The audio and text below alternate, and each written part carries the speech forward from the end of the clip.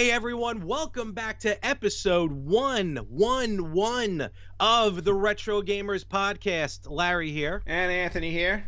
What's going on, Anthony? How are you? Oh, it's a big day today. Is it really? For what reason, might I ask? It is my last day in the United States for a few days. Oh, boy. Now, so back to Japan finally? No. We're treading new territory. This time. Okay. Zimbabwe. I wish. No, I am off to China. Oh, China. China, the place where stuff is made. Yeah, yeah, where a lot of knockoff stuff is made. But yes, a lot of stuff is made in China. Yes. Wow, this is your first trip to China, right? It is my first trip to China. So if I don't come back, I did something really bad. Yeah, honestly. Enjoy, have fun, be careful. Mm-hmm. And I think you should bring maybe a host of the Yin and the Yang podcast, maybe able to assist you over there. No, I just said I don't want to go to jail. He's back. Get him. I'll be guilty by association. Honestly. No, old Joe. Wow, all right. So good luck. Thanks. Clearly, we'll have an episode next week, I'm sure. Oh, yes. But you are not going to be recording on location. That I can tell you. No. By next week's episode, I will be back in the be back in the United States, although I will not be in California. No, actually, I don't know if you want to save that till next week. Well, yeah, we can. All right, whatever. But we'll have. I think next week we'll have a special horror themed episode since it's going to be our Halloween episode. Oh, I keep forgetting about that. Yeah. All right. So I expect you in full costume. That actually, the day that we're probably recording, that's a strong possibility. All right, good to know. All right, well then, damn it, that means I got to find a costume. Unrelated to Halloween too, so we'll see. Unacceptable. Now I got to find a costume. All right, cool. Well, again, good luck in China. Enjoy. Do you know what city you're going to? Well, let's see. I'm landing in Shenzhen Airport. Okay. And we're staying at a hotel in I'm sure I'm saying it wrong, but it's called Zhongshan. That kind of sounds familiar. Okay. Yeah. It sounds like a big city. So. Yeah, it's on the mainland. So we're not talking Beijing, but still. No, it's not Beijing. It's outside of Beijing. Okay. But so it should be interesting. I'll be bouncing around to a couple of places while I'm there. Again, this is all work related. I will do my absolute best to find anything retro game, because you know how I like to pick up something retro game related wherever I go. Like, in Italy, I picked up what was it, Le Hobbit? Oh yeah, Le Hobbit. Le Hobbit, which I can't play on my systems because the European systems are different. So, but I'll see if I can pick up anything retro game related while I'm in China. Here's the thing, though. And I feel like this is not anything bad because it's 100% true. Mm-hmm. China does a lot of knockoffs and a lot of terrible knockoffs. If you can find, you'll see like in a toy section sometimes, Supermen, and it's like a blue-green Spider-Man and a turquoise Hulk and stuff.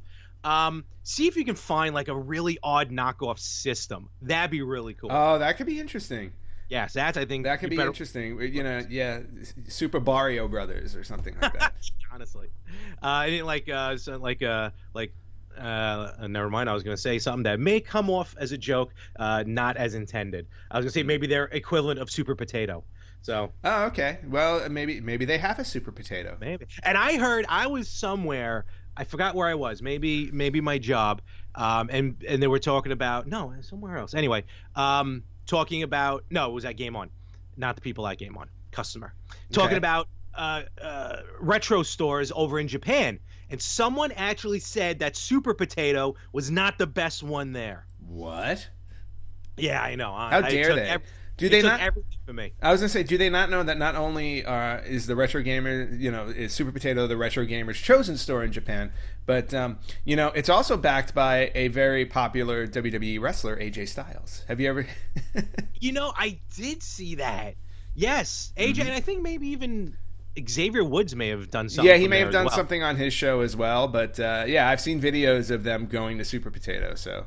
Side note, did you see, I don't remember the name of the store, when they were all in town for SummerSlam, they also did some video AJ, Kofi, Xavier, from some retro store in the city, in New York City. Oh yeah, Video Games New York. I've been there. Oh, have you? I've never been there. Oh yeah. You definitely need to check it out. It's I think it's off. I want to say it's somewhere down by West Fourth Street. Okay. Yeah. So yeah, I've been there a few times actually. Oh, when I lived back in New York. Okay. For that 1 year. Yeah, I went there a few times. So it's definitely one to check out. Cool. Just look it up online. All right, will do. And we're talking, a lot of retro stuff we'd like to talk about. And I am just outright going to say it. I am putting it on Front Street. I am basically stealing an idea from Josh from Victims and Villains. Listen to his latest episode of Victims and Villains. I mean, as always, Josh, we love you. We love Victims and Villains, and of course, the suicide prevention that you get your word out there for. Amazing stuff. Yes, definitely. He just recently did. Well, first of all, I gotta say, his spin. He's been doing like Halloween reviews, the movies. Did you see the new Halloween yet? No. I'm trying to see it today before I leave. Gotcha. Tomorrow for China. So he is reviewing a lot of Halloweens, and Josh really knows how to shine up a turd, because I mean, like, which one did he shine? I thought Halloween 3 I wasn't crazy about, and which was the one that we used to watch? You had the director's cut of when Dr. Loomis died. Oh, Curse of Michael Myers with Paul Rudd. Paul Rudd's first movie. Oh, that was his first. That's right. That was his first movie. Just the way, and I know Josh always likes to put a positive spin on everything, but I don't know. It's like some of those Halloweens got ugly there before H2O. I was gonna say, I don't think you can get much worse than Resurrection though, when Busta Rhymes and starts beating the crap out of Michael Myers. It's like found, yeah. Oh well, no. What are you gonna do? But speaking of remakes, if in the vein of Halloween, so Josh, that's right, that's where I was going. I'm all over the place. Yes, so Josh had his second part of Worst Games Ever, where he was talking about a lot of these games, and some of which he was talking about like remakes, like newer games coming out, like the new Resident Evil and stuff like that. Resident Evil 2, I should say. Yes. With that being said, I figured, hey, let's talk about some great retro games that we loved that may or may not have translated well as a remake for the newer systems. Interesting. So, and not even newer systems. Sometimes even just like there's a couple here just kind of, I mean, one of the best examples and one of the first examples I can think of for a remake, and I'm going to throw remastered editions in there as well. That's fair. They're remakes. Absolutely. Super Mario All-Stars. Yes. Probably, could you say maybe one of the first remasters you can even think of? Yeah, and we all know how Nintendo is notorious for it today, doing remakes, because I have a small complaint about Nintendo I'm going to bring up in a few minutes, but I know you don't like to hear about Nintendo and complaints, but you'll get one. But yeah, Super Mario All-Stars is probably one of the first ones that pops in my head as a remake. I mean, but then the other question is, do you count something like something ported from the arcade over to console as a remake? Do you count something that was like on a previous generation system? So like Mario Brothers was on Atari 2600 and then it was on the NES. So how do you let's categorize it first. All right, cool. It's something we probably should have done in pre-production. Something like Mario Brothers, stuff like early on, there's a difference to me between porting something and actually remaking or remastering it. Like Atari, NES, like I wouldn't consider that like an HD quote unquote upgrade, like a graphical upgrade, because the systems were like that. And plus back then, I don't even think the term remake or remastering was even in anyone's minds. I think they just took the game, put it on a new console, and just took advantage of that console. Really not much difference to it, which yes, a lot of nowadays the HD upgrades do get, but it's like nowadays they're purposely doing that to take advantage, where I feel back then in the 80s, they had no choice but to take advantage of the new system just because of the graphics. Well, okay. That makes sense. To me. Yeah. To you. And as always, we know the list. Everyone's going to have their different opinions. I'm sure I'm going to leave a lot off, but it is what it is when we talk about this. I want to go back like with Super Mario All-Stars, not only did it introduce the Lost Levels to us, which is the original Super Mario Bros. 2, right, but definitely the graphical upgrade, which was purposely done. They purposely released that for the Super Nintendo to take advantage of the SNES graphics. Whereas on the same console, you had the Ninja Gaiden trilogy. Yes. That was released on Super Nintendo, but all it was the 3 NES games thrown onto one cart. There was no graphical upgrade. Right. Now, do you consider that a good or a bad thing when they just port it as is?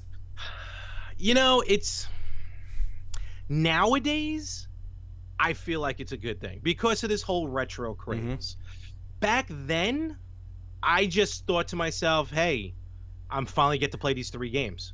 Like, I never owned them on the NES. Okay. I may have had Ninja Gaiden, but I never owned them on it, so now I have them on the Super NES. I think nowadays it depends on the situation. Okay.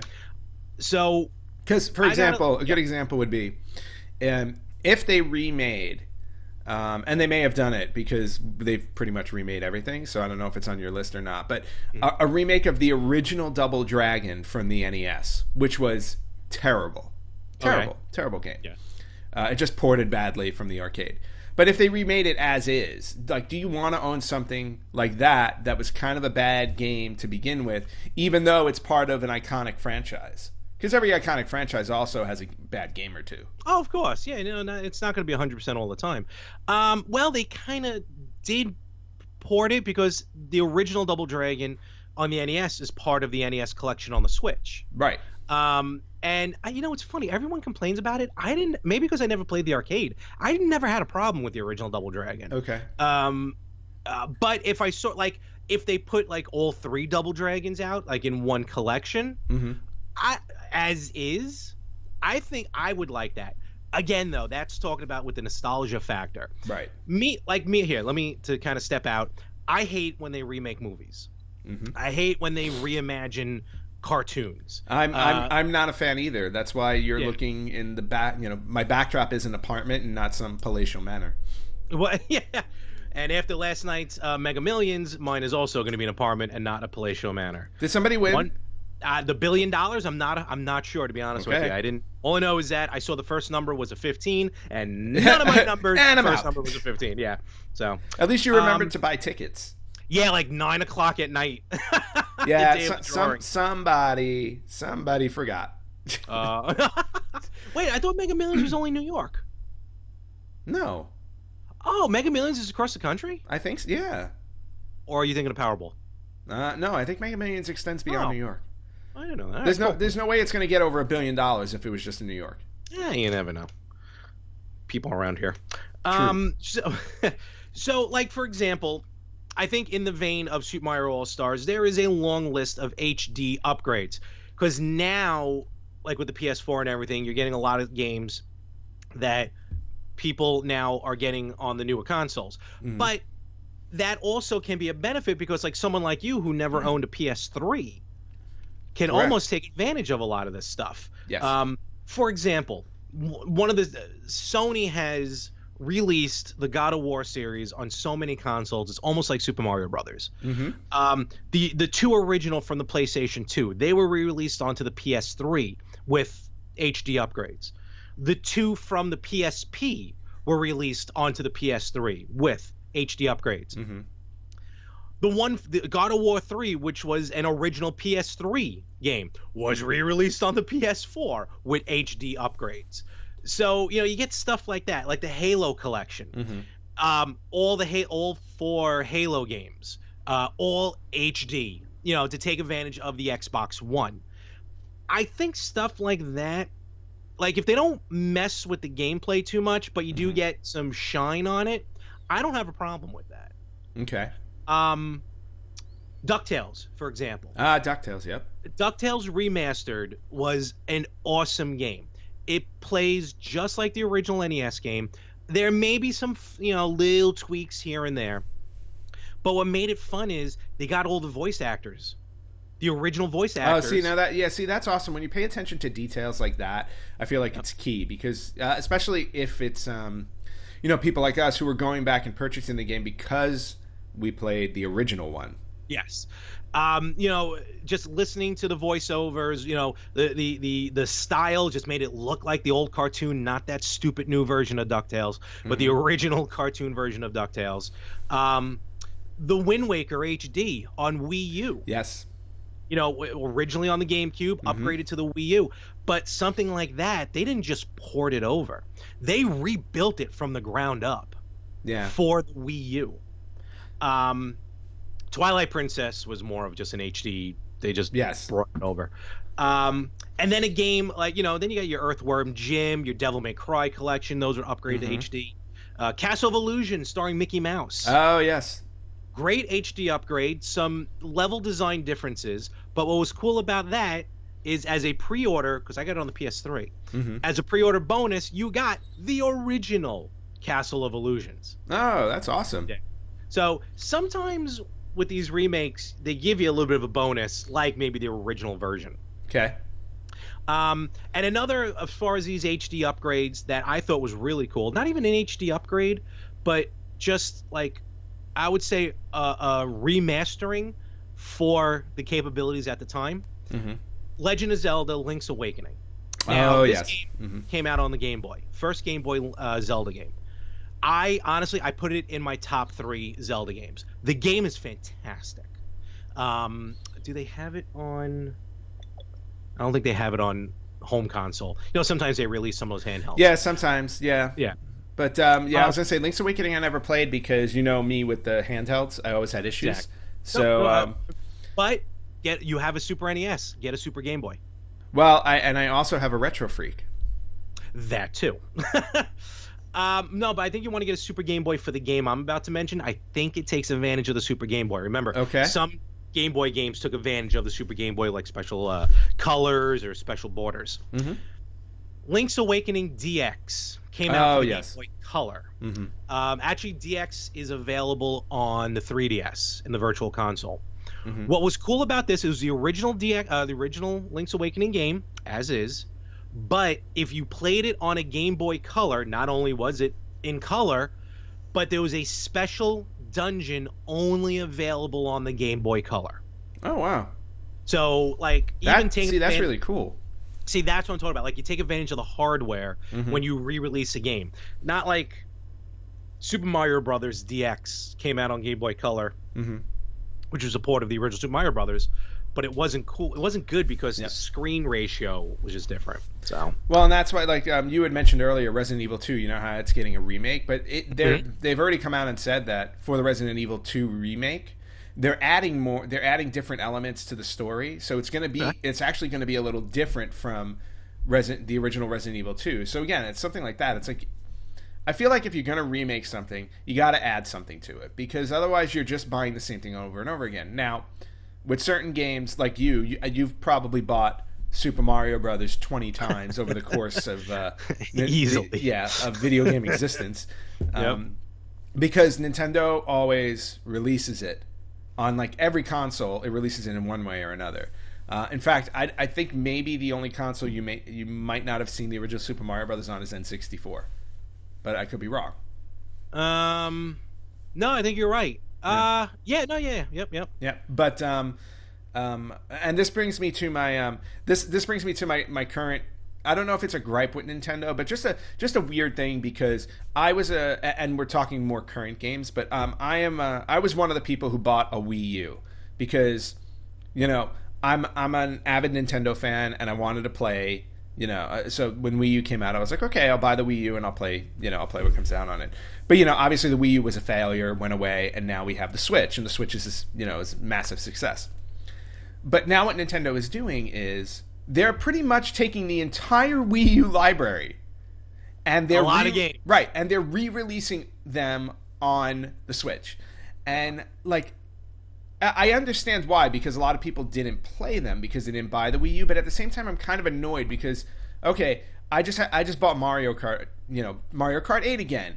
Oh, and now I forgot which game I just saw that they announced that they were releasing it. I'm like, New Super Mario Brothers. Yes, Deluxe. Right, the New Super Mario Brothers Deluxe, which have the Wii U New Super Mario Brothers games, and I'm like, I'm like, I already bought all of these. Now, granted, I'm not going to buy them again, but again, it's like it's the type of thing where like Nintendo has mastered dipping into the pool and just reusing things over and over again. If anybody's taking advantage of that, they've taken advantage of it to death.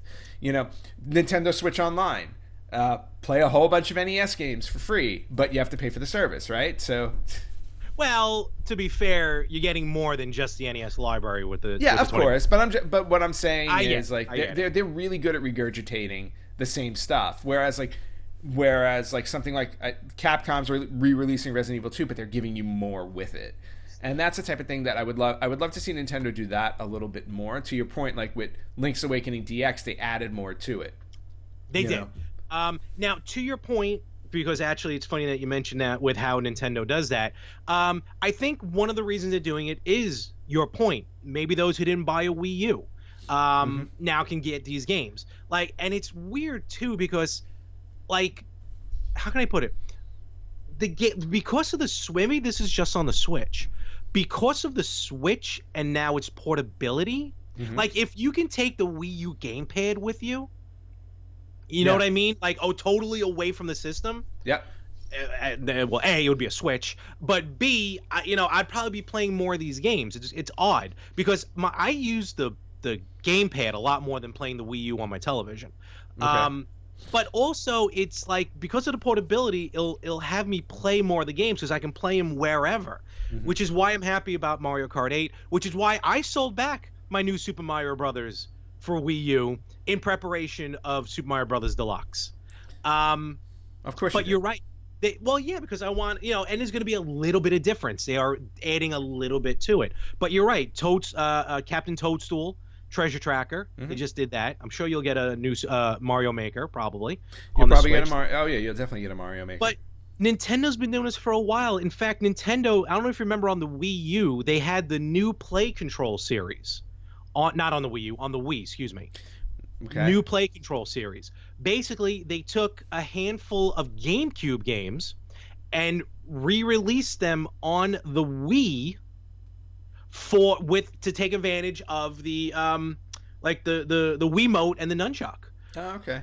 Yeah, they did Donkey Kong Jungle Beat, which originally came with the bongos. Remember? Oh yeah, I remember that. Mario Power Tennis, which actually makes sense to use the Wiimote. Right. Metroid Prime 1 and 2 was actually part of Metroid Prime Trilogy. And then Pikmin 1 and 2. There was another one I think they released or never ended up being released. I forgot which game it was. But yeah, you're right. Nintendo's been doing this for a long time, but Nintendo's good at it. Let's face facts. No, they are, and I'm not knocking them for it. I mean, the only other company I think that's been re-releasing as much as they have has been Sega, and they've been re-releasing crappy retro classic systems with that games. So, but they've been keeping them crappy. That's the thing. Yes, they're keeping them. Now, speaking of which, though, and a couple more with Nintendo, and this is where, like, these remakes, I don't mind. For example, Metroid. I never really played the original Metroid on the NES. Oh, it was an awesome game too. Oh no, absolutely, no argument here. But when they released Metroid Zero Mission on Game Boy Advance, it's like it catches your eye, and then you go, all right, maybe I do want to give this a shot. Like with the updated graphics, a little bit of difference in gameplay. Same thing with Metroid 2, which came out on Game Boy. They re-released that recently as Samus Returns on the 3DS. So sometimes it's just catching your eye. Yeah. No, yeah, it definitely comes down to that. But, I just feel like, I just feel like sometimes, like, when do you get to the point where enough is enough, I guess, and you move forward? Like, Nintendo's got to stay, they're cemented in video game history, right? So because they really are responsible for the video game industry coming back in the 80s. So, and so everybody remembers, especially people our age, we remember these games from our childhood. So of course they're going to re-release them. But, at what point do you do you move forward? Now, for us, as we run a podcast called The Retro Gamers, we hope that never happens. Yeah. The more retro, the more relevant we are. So No, you're right. And sometimes these ports also help, not ports, remakes, help by bringing a series to a system for the first time. For example, Metal Gear Solid. Yes. Metal Gear Solid, the original PS1 game, was released on the GameCube as Metal Gear Solid: The Twin Snakes. Mm-hmm. That brought that series, Metal Gear Solid series, to the Nintendo platform, but they didn't just port it. There were new cutscenes.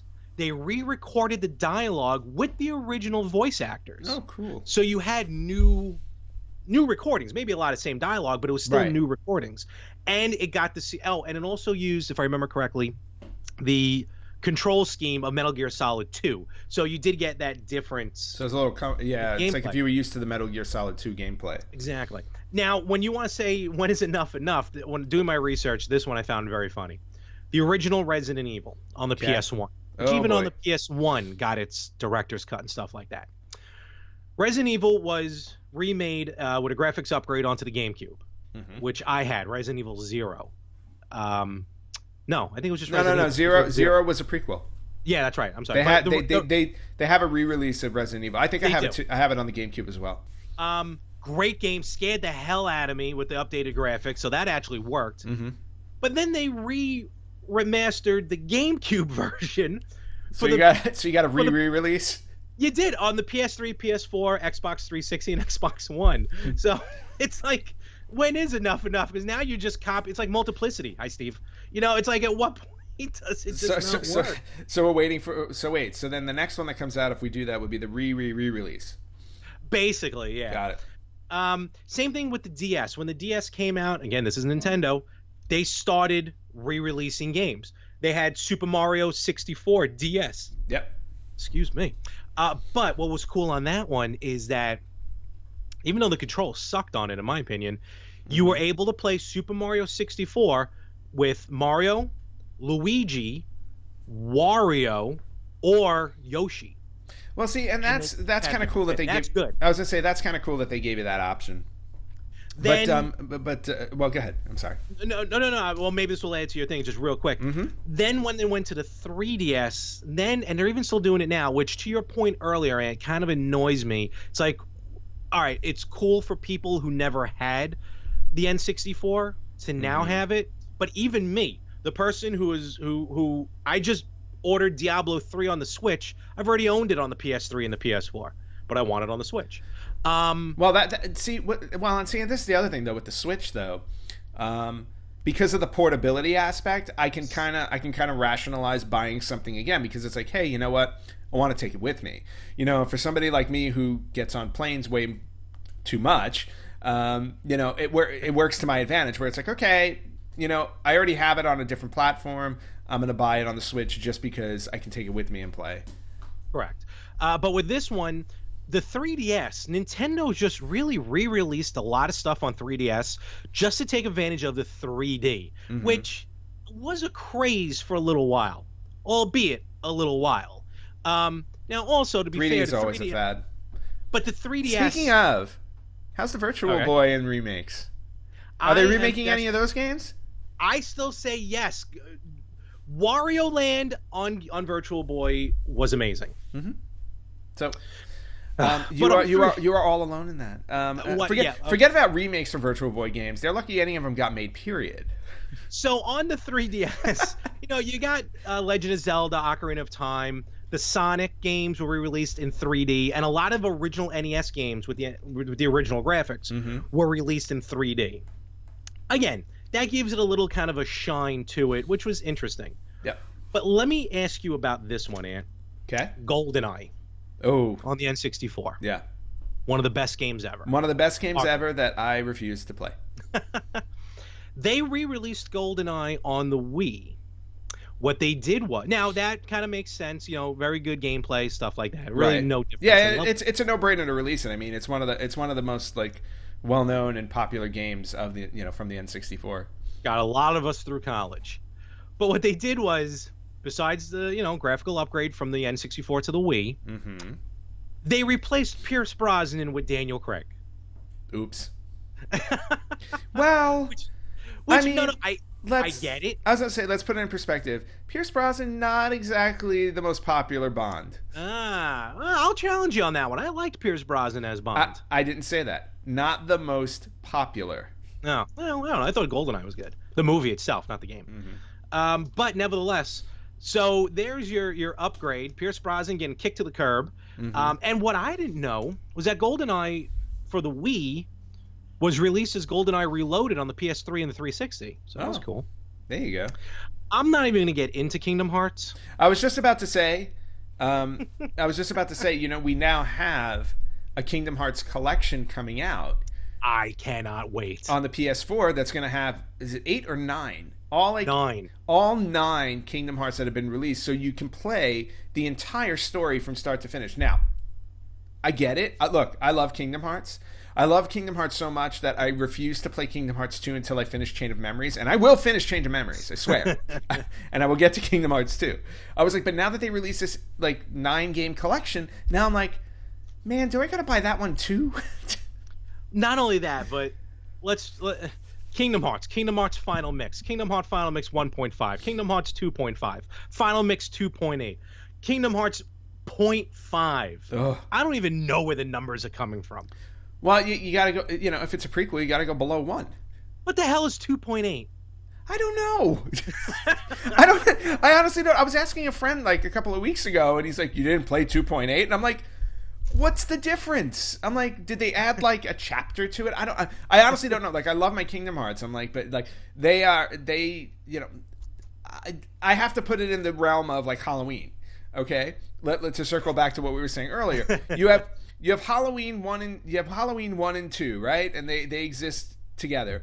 I was like, and then you have Halloween 3, which has nothing to do with 1 and 2. And then you have 4, 5, and 6, which are trying to continue the story from 1 and 2, right? Then you have H2O, which then resets the whole thing and eliminates 4, 5, and 6. So then you have 1, 2, and then H2O, and then Resurrection, which follows H2O. So then you have that line. Then you have, right, exactly. I hope there's alcohol in there. Then you have Halloween 1 and 2. All my pills. Then you have Halloween 1 and 2 that were done by Rob Zombie. Completely different remake, totally new world. Okay, now we have Halloween, which just came out. Which, by the way, the Halloween that just came out in theaters, which is getting great reviews, it's the 3rd Halloween movie with the title Halloween.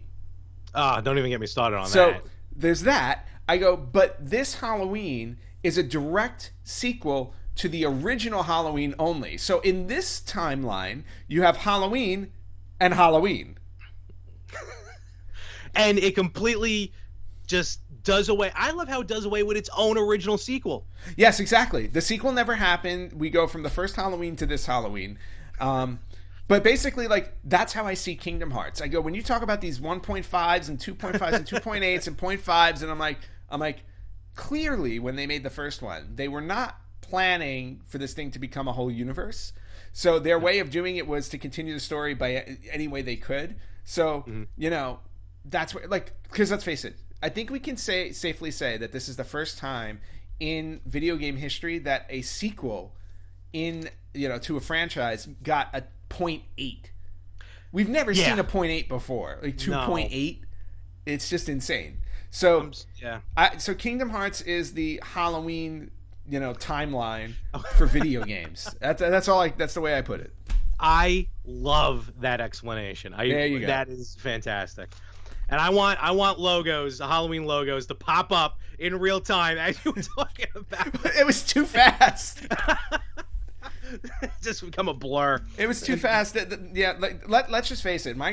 Michael Myers is supposed to be just a standard human, right? Who's killing people. Okay, dude's a god. I'm like, he exists in multiple universes. I mean, I don't know how else to put it. I go, but then again, so does Jamie Lee Curtis. So yeah, just straight out of Rocky Horror, she looks like in the new one. Exactly. Well, yes, she does. But anyway, so go see Halloween. Go play Kingdom Hearts 2.8, 1.5.5, and every other one that's coming out on PS4. Do you have any kind of honorable mentions as far as remakes, remasters that you can think of? Ooh, good question. I got to bring up Devil May Cry. Yes, the Devil May Cry HD collection is superb. Yep. And again, we've brought up Devil May Cry before because I love that series. If you've never played Devil May Cry, it's do yourself a favor, go out and get them. I think they just announced. Didn't they just announce a 5 or a 6? I don't know. There's another one coming. So, but you really need to go back and play the other ones. Great story, great gameplay, great action, And like I said, they did an HD remaster of them, so it's worth going out and picking that up. And I'm trying to remember where the Devil May Cry HD collection was. I think it was PS3. It was on PS4 too. I believe I bought the PS4 one. Yeah, no, they definitely have released it many times. Mm-hmm. And you know what? Also, to be fair, a lot of times an HD remake does clean up the original. Yes. Let's face facts. You know, yes, the original Devil May Cry is amazing on the PS2, but you know, there's some time. I guess you can almost. It's the reason why George Lucas did what he did to the original Star Wars. Mm-hmm. Like the how the developers envision the game versus the hardware they have. When new hardware, and maybe as a filmmaker, let's face facts though. George Lucas went back and tinkered with Star Wars a little too much. I understand if you wanted to upgrade and remaster it. Yeah. But he also changed bits of the story because he's like, oh well, we didn't have the technology at the time to make these parts, and I'm like, well, now you're changing the actual canon in a way. Well, so yeah. Let's not talk about that. But I was going to say, like, to take advantage of the new hardware to get that vision that they wanted, sometimes the HD upgrade is warranted. Right. No, and I do agree with that for some games, especially if they're games you haven't played. Perfect example outside of Devil May Cry. I think it was just released on the PS4 not too long ago. You talked about God of War. Shadow of the Colossus is another game that was phenomenal. I was like, but seeing it on the PS4, holy cow. It's just, it is stunning. Absolutely stunning. Playing it on I own the original one on the PS2. And I remember I skipped the PS3 because they released it on the PS3 as well. Yes, they did. But it was just more of a port with some cleaned up graphics. Right. I believe the Shadow of Colossus on the PS4 was, again, rebuilt from the ground up. Yep. So, and then last honorable mention I want to make before we move on is a remake that is not out yet, but holy cow, cannot wait. Final Fantasy VII. Oh, we've been talking about that for years. I know, but you know, and they keep pushing it back because they want to get it right. Now it's supposed to be coming out at the end of January. It just from what you see that's out there, it looks gorgeous. Gorgeous. Yeah, no, I'm looking forward to that. I'm really excited about that one. And some honorable mentions on my side. Stuff like Tecmo Super Bowl Flashback came out on PS3. It's fun because it's Tecmo Bowl, which was a great game, jazz up graphics, but like in the middle of a game, you just hit, I think, like just one of the buttons, and it just merges back to the original like 8 and 16-bit graphics. Oh, that's really cool. And you just do it on the fly. You get stuff like Sonic CD. Sonic CD has been ported numerous times. You don't really need to graphically upgrade it, but then you run into that problem where a lot of the ports, due to the musical rights, does not have that amazing epic opening theme song. Yes, and that's important to keep in mind too. Oh God, stop! No. And I can dance now too. Yeah, well, you can. What I'll do is I'll just censor it. Put Sonic over me. Exactly. And the final one I want to mention, which, doing my research, this game came out a few years ago. I saw it. I'm like, I'll pass on it. But what I just learned about it, I am going to go out and I'm going to buy. With a T. What did I say? Learned. Yeah. Okay. Mega Man Powered Up came out on the PSP. Oh, it's a remake. It's a remake of the original Mega Man. I probably came out 5 years ago, maybe. That is right off the top of my head. The graphics are very, like, almost like J-pop, like just very over stylish, very anime, very cartoony, which is in itself fine. But I'm like, I'll skip it. Okay. There are, like, you can play through 2 different versions of the levels. You can play like original design level. You still have the new graphics. But the level layout is the original. And then there's like a remixed level layout for each of the levels. Okay. But here's what I just learned. So as usual, you beat a boss, you take their weapon, and you can use that weapon on other bosses. If you beat a boss using only your regular weapon, not only you don't necessarily get the boss's weapon, you get the boss. Oh. And you can actually play other levels as the boss with the boss, because like you reprogrammed the boss. That's really cool. That's something I did not know. I did not know that till now, and I think I may have gotten it as a PS Plus free game, so I think I have it sitting somewhere. I am definitely going to check that out and try it. Oh, and speaking of PS Plus free games, not related to our topic, but you need to download Friday the 13th on your PS4. I already have it on the Xbox. I know, but it's free on PS4. All right. Why? They're not upgrading it anymore? They're not updating it anymore? Well, then pick up Dead by Daylight. All right. There we go, folks. Just like that. Sold. It's if you buy it online, and when I say online, I'm not talking about on your PS4. Not to go off on a complete tangent, but it's October, horror games. Yeah. If you buy it, if you go to the Sony store on their website, it's currently $12. If you try to buy it on your PlayStation 4, it's $40. Oh, because of damn that physical media. Exactly. Well, no. If you try to buy it on your PlayStation 4 online, if you turn on your PS4 and go shopping in their store, it's $40 to download it. Yeah, no, yeah. Yeah. Okay.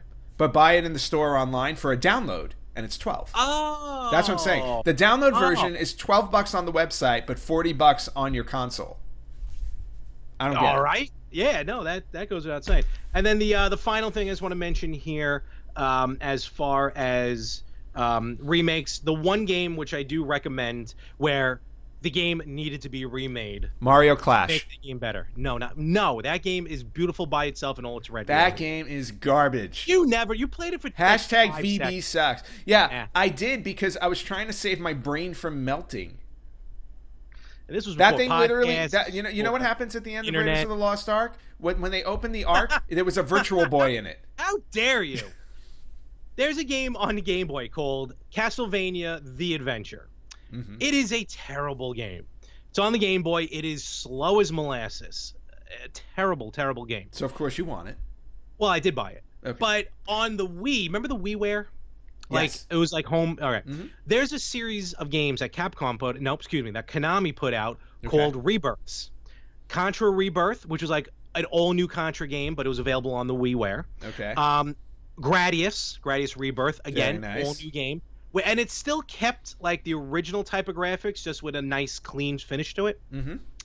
But they remade Castlevania: The Adventures Rebirth. I actually, if you go back, if you can find it in the archives somewhere here on the Facebook page, I will post it, if I can find it on my computer, onto our YouTube page. But I actually did a play of Castlevania: The Adventure Rebirth. Mm-hmm. That was on WiiWare, and that was a game that if any other game needed a remake, got the remake, and it was a good remake. Oh, good. Well, now that you bring up Castlevania, I'd be remiss not to mention that on the PlayStation 4, we're finally going to get Rondo of Blood. Hopefully the original PC Engine version. Yes. So, fingers crossed. Fingers crossed on that one. And actually a good graphical upgrade, too. Castlevania Chronicles on the PS1 redid the first Castlevania. Nice. And we can keep going back and forth on this, but I think we're going to close it up. Folks, let us know some of your favorite remakes, remasters, games that they really kind of rebuilt from the ground up. Mm-hmm. Let us know on our Facebook page, facebook.com/RetroGamersPodcast. And, of course, Ant, where can they email us? Email at theretrogamers.com.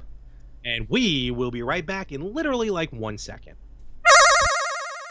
Larry, it's that time of the week again, and it is time for some retro birthdays. Ooh, right. Yeah, I feel like this is becoming kind of a regular mini segment, but you know what? There are so many games to celebrate, in the world of retro, and even my cat is sitting on me because he wants to celebrate some retro birthdays. Right? You want to celebrate some retro birthdays with us? Okay. Like, what are you talking about, human? He's like, I have no idea what you're talking about. Just pet me. So anyway, we've got a handful of retro birthdays. I couldn't just stick to one this week. We've got 5. Okay. So I'm going to start with back in 2005. So we're dealing with the 13th, lucky 13, the 13th birthday of Resident Evil 4. So we were just talking about Resident Evil remakes. Now I don't want you to show everybody your butt. So now he's gone. All right. So so Resident Evil 4 actually came out 13 years ago this week on the PlayStation 2. Okay. So that was on the PS2. Yeah. Oh, it was on the PS2. It was on the PS2. Right, yeah.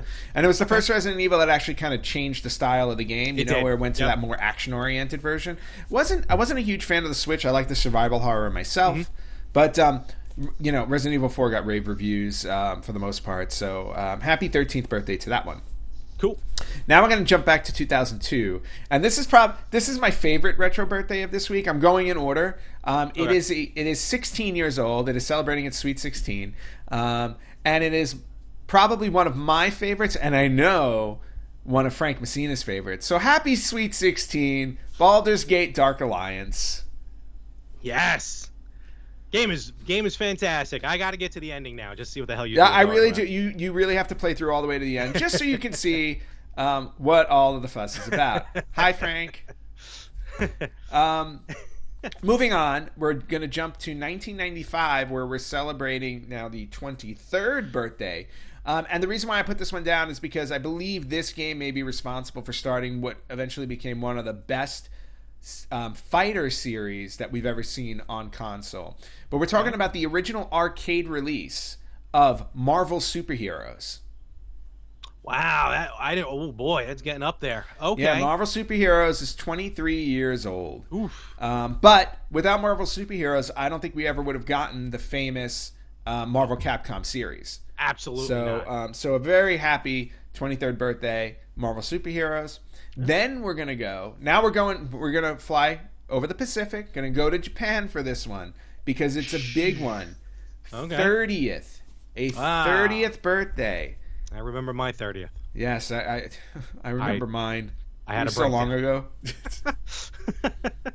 Now I am sad.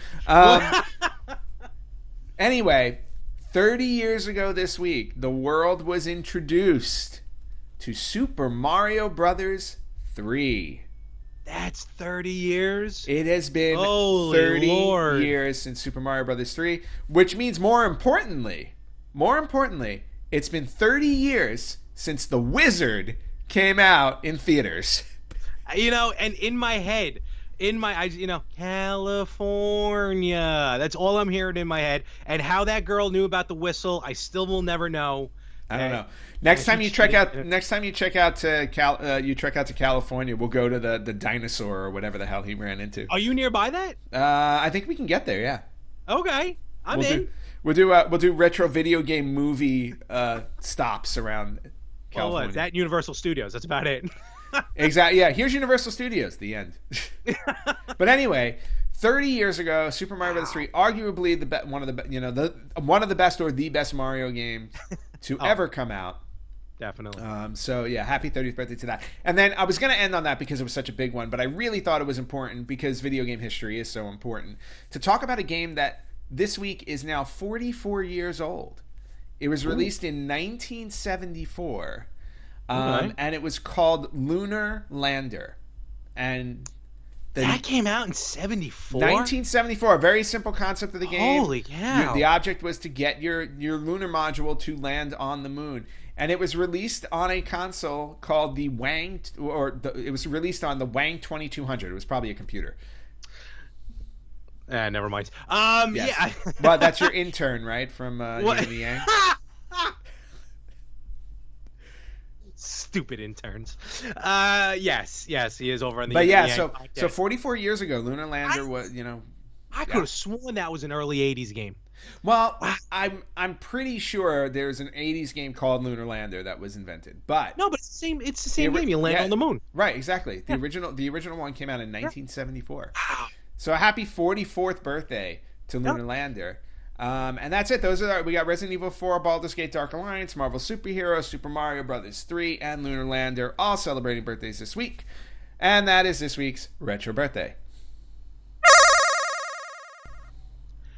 All right, so we haven't done this in a good minute, but I think it's about time we bring back. We're talking about rebirths and reimaginings and HD upgrades. Let's bring back Retro Spotlight, shall we? All right, yeah. So this is going to be the HD remake of Retro Spotlight. Since I'm not sure if it's the first Retro Spotlight we have since we started doing video. I think we may. It may be. We may have done one or two. I don't remember exactly. I'm not keeping track of these things. No, why would we? Yeah, no. Whatever. But anyway, what I am keeping track of are retro spotlights, so we don't redo them, except for Tomb Raider. But I thought it would be a good idea to do a retro spotlight on a game that was remade, because I knew we were going to be talking about remakes this week. Mm-hmm. So how about one of the most well-known ones? And it's funny because it was the first game that you brought up in terms of our discussion on remakes. So this week's Retro Spotlight is going to be on Super Mario All-Stars. Oh, cool. I like it. Because arguably, like you said, it may be considered the first official remake. We don't know exactly. So yeah, I mean, to me, it certainly is. Yeah, I mean, again, this is all debatable because, like I said, is Double Dragon a remake or I'm sorry, is Mario Brothers a remake because of the Atari version and the arcade version or whatever? I mean, it's all debatable. But Super Mario All Stars is probably one of the first ones that went from Nintendo's NES console to the SNES console, went to a different console but remade an old, their previous Let's version. say this. Maybe it's the first one that I know of that was advertised as purposely redesigned. Well, that's a good way to put it too. There we go. Yeah, they actually made put the effort in to remake it in some way, shape, or form. So, Super Mario All Stars obviously was developed and released by Nintendo. They're the ones that published it because it was their games. It was released on the Super Nintendo, and later on, it was released on the Wii. I was going to say that at the end, but yes. Yeah. So, by the way, which I own. Of course you do. So the Super Nintendo one was released July 14th, 1993 in Japan. And then it came a couple weeks later, August 1st, 93 in the US. And then the poor people over in Europe who always have to wait longer for their versions. I don't understand why, but... It takes a while for the boat to make it all the way across. Well, they have to make a different version. It has to be a PAL version. Oh, that too. So I think that's what the issue is. But people over in Europe had to wait until December 16th of 93. So it was pretty much a Christmas release for them. Yeah. So, and for those of you who haven't played Super Mario All-Stars but are retro video gamers, you're living under a rock. Super Mario All-Stars is a compilation of the first three Super Mario Brothers games that were on the NES: Super Mario Brothers 2, and Super Mario Brothers 3. And they also put on there, for the first time ever in the United States, we got Super Mario Brothers: The Lost Levels, which was the original Super Mario Brothers 2 that was released in Japan. They did not release that version in the US because they actually thought it was too hard for American gamers to play. It is a difficult one. I don't ever remember knowing or seeing advertisement saying The Lost Levels was originally Super Mario Brothers 2. I just feel like they released it, they just made it out to be, this is just like a new game.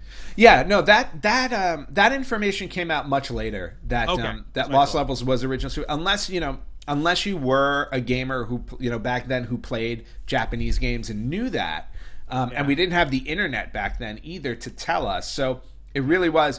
If you knew of the original, you knew that Lost Levels was that. But for us, who bought Super Mario Brothers All-Stars as kids, this was a brand new game. It was like, holy cow.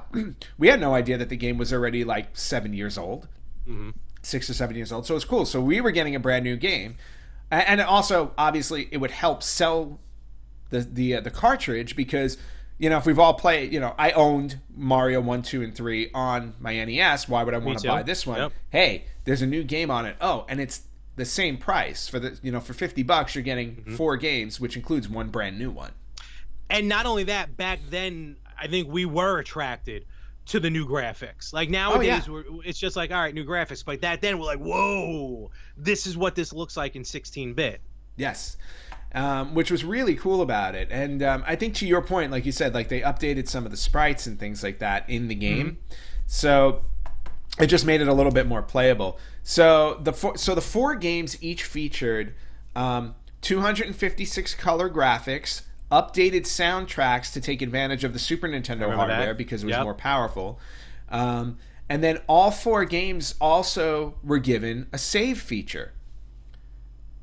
So yes, they were. I forgot about that. Yeah, because in the original NES ones, it's like once the game was over, the game was over. You had to start over from the beginning. On the Super Nintendo, they fixed that. They allowed you to save your progress, so you could go back and continue where you left off, which was really important, especially in a game like The Lost Levels, which was particularly hard. Oh yeah. So you had up to 4 individual save files that could be stored for each game, which means there were 16 save files on the cartridge. Which is kind of funny. They did that with the classics. Yes. Oh, okay. So you were also allowed to customize your controller because remember, Super Nintendo controller had 6 buttons, whereas the original Nintendo only had 2. So you were actually able to adjust which buttons you wanted to use for these games, which was also pretty cool. I remember. I'm going to use my my 3DS real quick just as an example, but it does have a Super NES layover to it. I remember it was like, I think you would use the B and A as they were, right? B and A as they were, but that's annoying to use in that fashion. But you're able to switch it to B and Y, which was a lot more comfortable to use. Yes, it definitely was. And I remember switching it to B and Y for that specific reason. It was like it was a no-brainer. Yeah. Now, I don't know if you were aware of this one, Larry, but because I wasn't when I was doing the research, I was like, oh, okay, I go, this is actually really cool. In December of 1994, there was an alternate version of Super Mario All-Stars that was released, and it was called Super Mario Brothers All-Stars and Super Mario World. I do remember that. I think they ended up using it as a pack-in game. It was a pack-in game for the console, yes. Kind of like when they took Super Mario Brothers Duck Hunt and World Class Track Meet and put those all together. Yes.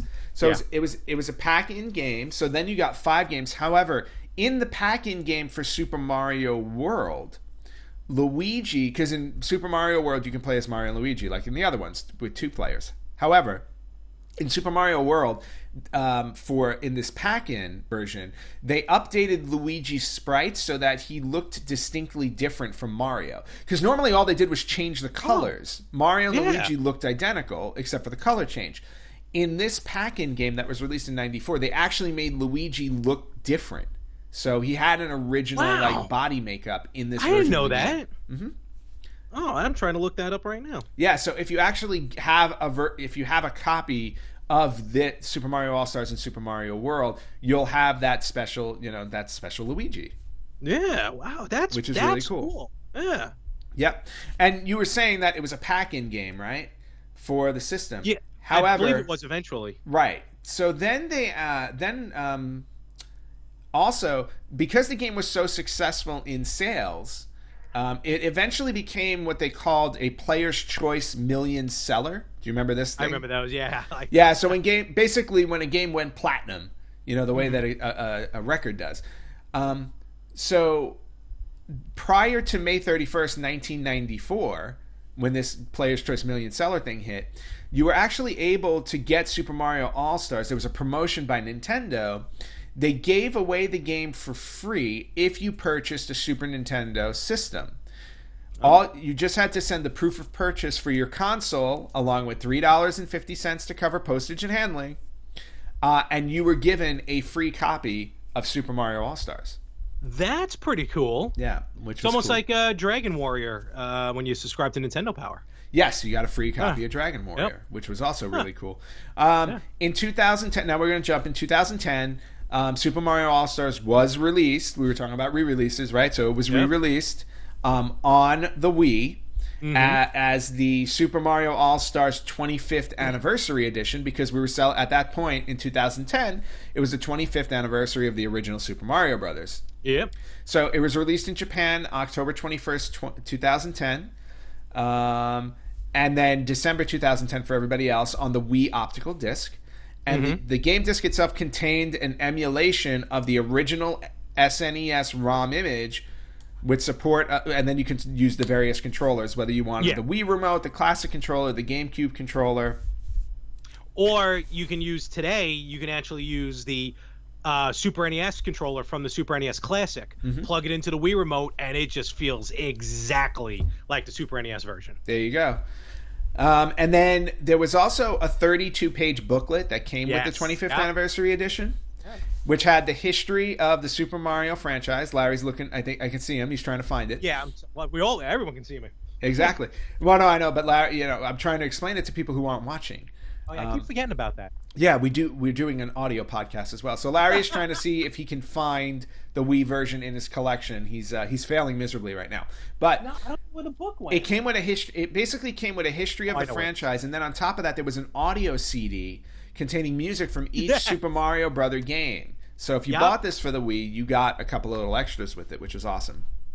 I think I know where it is. Okay. You know where it is. Okay. Yeah. Meanwhile, let's finish. The game across the board in terms of reviews, 5 out of 5, 7s and 8s out of 10s mostly. So it was, it was fairly well received. Sales wise, it did phenomenally well on the Super Nintendo, selling 10.5 million units. Ooh. Not bad for a game that was mostly comprised of older games. Yeah. And then when it came out on the Wii, it sold 2.6 million units. So Okay. combining the two, we're talking about 13 million units sold for this, for this game. And then one of the other things I had to bring up, and I don't know if you remember this, Larry. I think you do. Okay. But Super Mario All-Stars, I don't know if you remember, there was a special VHS release called Super Mario All-Stars that offered tips and tricks for other video games, including Super Mario All-Stars, but the cover of the VHS tape was the Super Mario All-Stars artwork. I used to rent this from the video store around the corner from me all the time. Because, again, this was the only way, there was no internet. This was the only way to find cheats. Was this with the guy like on the spaceship or whatever? Yes. British guy? Yes. I think that was a UK, and then like it was ported over here. It was definitely ported over here because I used to rent it all the time. But it was just awesome. If you haven't seen it, it's on YouTube. Yeah, that's why I saw it. I saw it on YouTube. I'll make a point to put a link up for it. It'll be Super Mario. So if you look up Super Mario All Stars VHS, you'll find the video online, and it's just funny to see what they used to put out back then. But anyway, that's all I have for Super Mario All Stars. Again, I thought that would be a nice touch to add to our previous topic, and that is this week's Retro Spotlight. All right, Larry, it is time for this week's Cheat of the Week. And I thought what would make the most sense would be to just continue what I was talking about in my Retro Spotlight. I have a cheat for Super Mario All-Stars that you may not know. Really? Well, I didn't even know there was a cheat. There is. What, are you unlocking Super Mario 64? Yeah, that's on the Super NES. That's exactly what you do. Actually, what you do is you unlock Mario 128, which was never really released. Oh, yes, I remember that. Stupid E3 demo. Yeah, exactly. But no, there is a cheat in Super Mario All-Stars where you can find hidden white mushroom houses in Super Mario Brothers 3. Yes. Remember the white mushroom houses? Yep. Okay. So there are hidden ones in the game that you can unlock. Now, and this is also in the original NES version as well. This is also in the original NES version, yes. So on certain levels, the screen moves forward and pushes you along. If you get a certain number of coins within those levels, you unlock a secret white mushroom house holding a powerful item. So, for example, on level 1-4, if you ended the level with 44 coins exactly, you would unlock a hidden white mushroom house. Oh, it was exact. You had to have the exact. You had to have the exact number of coins in order to unlock the white mushroom house, and this happened on one level in every world. So there are seven secret white mushroom houses within the game, as long as you completed that specific level with those number of coins. So level 1-4 was 44 coins, level 2-2 was 30 coins, and so on and so forth. So if you knew the number of coins you needed for that, you can unlock those levels. And let's face it, in Super Mario Brothers 3, those items were very useful. So you definitely they were like Hammer Brothers. Yeah, exactly. You definitely wanted to collect those because you wanted, plus you wanted to dress Mario up as all these different things. Course. You know, it's just fun because who doesn't want to be a frog? But anyway, so Super Mario All-Stars for Super Mario Brothers 3, how to unlock the white mushroom houses. That is this week's Cheat of the Week. All right, so we're going to wrap this up, and I know I completely forgot, you have a very busy day because you're going to be flying out soon to China. Yes, and it is a very long flight. So besides having to pack everything, I have to turn on my Nintendo Switch, and I need to figure out what games to download to keep me entertained for like 15 or 16 hours. You're even allowed to bring a Nintendo Switch. Well, no. It's coming. It's definitely coming with me. I'm bringing my Nintendo Switch, and I've also downloaded. I started downloading a bunch of Netflix stuff on my tablet, so I have something to watch because I have no idea what's going to be on the what's going to be available on the flights. I have a million things to do today, but before we sign off here, a little recap. Last week, Larry and I we did the first part of our episode with me on location in Las Vegas, and then we both decided to visit Larry visited Game On. I went to the Pinball Hall of Fame and a Gamers Paradise, and I picked up a few things while I was at a Gamers Paradise because I can't go to that store without picking stuff up. Before you do that, yes, one thing I just want to show real quick. Go. As we were just talking about it just a few segments ago. There it is. Segments ago. I know this is backwards. Don't worry. So this is. It is not backwards. Oh, that's right. It's backwards to me. I always forget that. Yes. The 25th anniversary Wii edition of Super Mario All-Stars. Now, this isn't the actual game itself. This is the bonus pack-in that you get with the book. Nice. And the music CD. That is awesome. CD's got a good line. It's with the lighting. Yeah, I'm sorry. I'm sorry I did not own a Wii when it first came out because I would own that. Thick book too. Yeah. So 32 whole pages. Well, good thing this plays on the Wii U as well. Nice. All right, what'd you get? So anyway, getting back to it. Well, remember we had talked about last week. We were talking about what you call? We're talking about gambling games. Yes. And I had talked about Golden Nugget, which had a story aspect to it with Adam West. Yes. So when I went to a Gamer's Paradise, I was making a beeline for Golden Nugget. I wanted that game.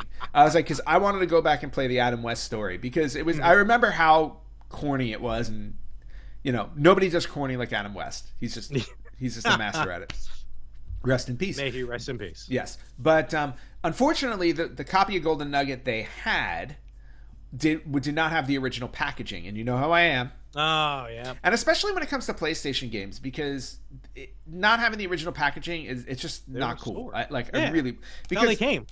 What? Yeah, exactly. I mean, it came that way. That was the way to hold the disc. So, unfortunately, I did not get Golden Nugget. So I'm going to be on the lookout for that. Not in China, but I'll be on the lookout for that. However, what I did pick up was the Millennium Gold Edition of Caesar's Palace 2000. Nice. All right. Which is backwards on the screen because you're on the left side here. Yes. No. So this one you'll see is backwards. Now here, hand it off. Yeah, exactly. So whoop, no, that doesn't. Okay. See, that doesn't work. That would have been awesome. That would have been great if you had that. Blow everybody's mind. We're not that technologically advanced. Sorry, guys. But anyway, like a graphic. I didn't realize that was a double disc. That's the funny story about it. I'm in the store asking them. I'm like, okay. They hand it to me. I said, where's the second disc? And they're like, because they only gave me one disc. And I'm like, they're like, oh no, there's only one. We don't know. It only came with one disc. I was like, well, I'm not going to buy it. I'm not going to buy a 2-disc game if it only has one disc. And then when you look at the packaging, it says it's only one disc. It's hard to see. No, I saw it. What and it says it on the side here too. Again, it's backwards. But you see, it says one disc. So it's one disc that comes in a pack for 2. How big is the instruction booklet? The instruction booklet's not that big. It probably wouldn't fit that well. Either that, or they just had way too many double discs available. I think they may. Yeah, I think they may have made too many double discs, or they originally planned for it to be 2 discs, so they prepped it for 2, and then they're like, oh, you know what? We just squeezed it on 1. That's ridiculous. So anyway, great game. Lots of gambling stuff, and for a whopping $5, can't go wrong. Not bad. Exactly. The next one that I got was now I already owned this, but I saw the original packaging, and I'm like, yeah, I had to pick this up. Larry and I are big wrestling fans. Always have been, always will be. So, and the art on this was just really, really good. So WCW World Championship Wrestling for the NES in its original packaging. Unfortunately, it did not come with the instruction booklet. I'll have to rectify that online. But nice, again, very nice. Really, really nice. Very happy I got that. And then last but not least, a game that I am shocked to admit I did not own until I purchased it in Gamer's Paradise. But one of my favorites and one of your least, the original, Castlevania 2, Simon's Quest. That game can burn in hell. Woohoo! I love this game. Larry does not. Good purchase. Makes me happy. But those were my purchases from Gamer's Paradise in Las Vegas. Now, I heard you bought something at Game On. You heard? I heard through the grapevine. Oh, by the way, I will be adding this amount to my total for the year, which still probably puts me, I don't know. I'm way behind where I am. Yeah, exactly. I would have to buy like an entire library, I think, to catch up to you. Shut up. Okay, so I only bought one thing at Game On, but I bet it costs as much as what I purchased.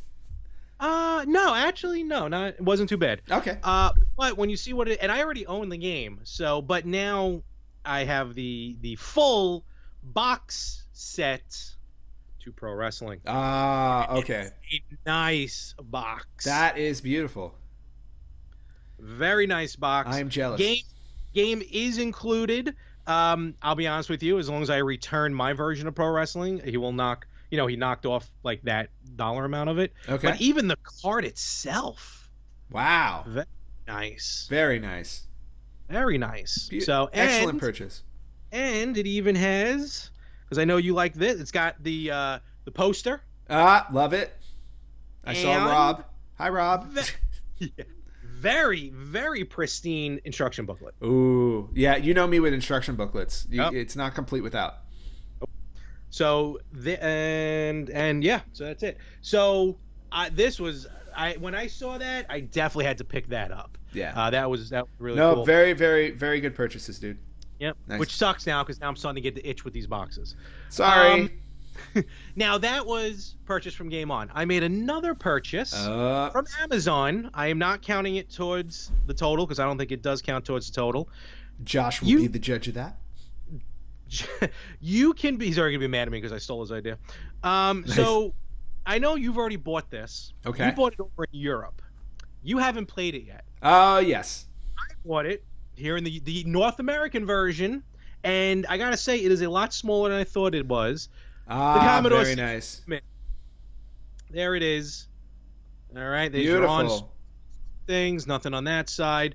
Very a lot tinier than I thought it was gonna be. Buttons don't work. Of course. But I see this and I flash back to when I was a kid. I remember this keyboard. I'm telling you, one day when I have time, I say it all the time, but I never have time. I'm going to take out the original Commodore 64 and showcase it. I got the controller over there. It's a USB controller. Okay. Turned it on. I mean, the graphics are definitely old school graphics, and I forgot how bad a lot of those Commodore 64 games were. Do you get the blue load screen? No, that's the thing. When you select a game, you do not get the load screen. But bummer. If you plug in an actual working keyboard, you can access the main screen, and you can code in BASIC. Oh wow! Yeah, so it has its own load screen. So basically, the Commodore 64 exists in there. Kind of, sort of. That is awesome. Yeah. So it is truly a mini Commodore 64. Fantastic. It makes me want to open the one I bought 4 months ago and learn BASIC. Yeah. Well, I took a class in BASIC in college. No, I took C++ and it drove me nuts. I took C++ after that, and that's when I decided I did not want to be in computer science anymore. Me too. And one final thing, this was an ad that came with the Commodore 64. There's this thing called antstream.com. No, Ant, it's not your live stream from your apartment 24/7. Okay. antstream.com. It's the world's first retro game subscription service. Ooh. Retro Reborn. It's officially licensed games, exclusive challenges, official leaderboards. Wow. And you can use, and I know this is not exclusive to me, so I don't mind saying this. Use promo code 64mini, 64MINI, when you sign up. I didn't try the website yet, but I'm assuming you play them all on the computer. Oh, wow. And they're supposed to be officially licensed games, so I got to definitely check that out. Very cool. And then just to stay on the C64 for a minute, there was an article that came out, we didn't talk about this earlier, that like over 16,000 original Commodore 64 games are now available on the Internet Archive for free. Yes, amongst other stuff as well. Yes. But that big Internet Archive, that thing's nuts. Yeah, that Internet Archive is crazy, but now I think it's up to the point where I think there's like 30,000 games you can play on there. There were that many games made for the Commodore? Yeah. Good Lord. As long as they have High Rollers, I'm in. I'm all in for High Rollers too. I love that game. Love that game. In fact, now I want to go check. I think I also had Double Dare on the Commodore 64, which I could just never get the timing down. I don't remember Double Dare. I do remember High Rollers and Card Sharks, though. Card Sharks, yes. And I remember playing Jeopardy as well with my parents on the Commodore 64. Yes, I played Jeopardy as well. I did not do well because I was like 7. But... I would have figured you would have gotten all the answers at 7. Me, not so. I can't even get them at 38. So No, I had to wait until I was at least 9. Oh, fair enough. All right, so we're going to call it a wraps here because one of us has to fly internationally. Yes. But next week, we have our, it's going to be a special Halloween episode. We're going to talk some horror games. And for the first time in our video history, at least, we are going to be on the same screen. At the same time, yes. Anthony, straight from China, is coming into New York. Yes, and I will not be jet lagged at all. No, why would you? No. Because I'm just not going to sleep. Getting up early to go. Oh, and we're going to be recording from Chiller Theater, some of it. And we're going to be recording some of it from the Chiller Theater Horror Convention. In Parsippany, New Jersey. Yes. We'll actually have, it may be a little bit of a mini hybrid as well. Yep. Because we'll also have Anthony Chu from the Yin and Yang podcast. Yes, he will be joining us as well, which will be great. And we'll be doing some Yin and Yang stuff. Yep. Actually, some of my friends who also will be there, we'll look to get them on the podcast. Very cool. One gentleman I know will never want to leave the podcast. Not because of retro gaming. He just loves talking and he loves the spotlight. Pete, I love you. Don't worry. Well, Pete, I look forward to meeting you. And hopefully we can get Carmen Electra to say, hey, you're listening and watching the Retro Gamers podcast. And you can get her to say that for about $100. We'll see what happens. So, yes, tune in. Tune in next week. There's going to be a lot going on, a lot happening. I don't know where the second half of the episode will record. I kind of have an idea where it may be recorded. We will figure it out. With that, Ant, I can't wait to see you next week. In Looking all forward honesty, to it's it. been a minute. Enjoy China. Good luck. Thank you. And, so with that, folks, we're going to bid it a goodbye for this week on episode 111, the palindrome of the Retro Gamer episodes. And we will catch you. Did I use that right, palindrome? No, you did not. All right. We will catch you right here next week on the Retro Gamers podcast. Legitly.